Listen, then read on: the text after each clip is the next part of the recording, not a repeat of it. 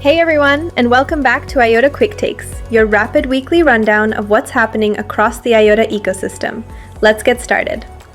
First up, the ADAPT AMA recap.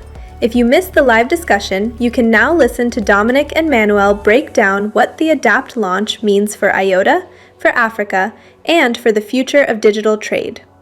ADAPT is a major initiative led by the African Continental Free Trade Area, in partnership with the World Economic Forum and the Tony Blair Institute for Global Change, and IOTA plays a key role in its digital infrastructure. Catch the full AMA recording on X. Next, digital trust is getting a boost. Through our business innovation program, Turing Certs is building secure and verifiable digital credentials on IOTA. Their solution tackles slow verification processes and identity fraud by using IOTA's identity framework and low-cost infrastructure. It's a strong example of how public DLT can enable scalable, real-world trust. You can read their full story on the IOTA blog.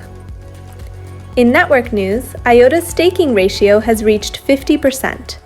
This milestone reflects both strong community participation and growing confidence in the network. If you want to explore the active validators driving this momentum, head over to explorer.iota.org. And finally, it's been a packed week for global community events. From workshops with Sentio to events in Nairobi and Lagos, and upcoming engagements in Vietnam and Indonesia, IOTA teams and contributors are active across 4 continents.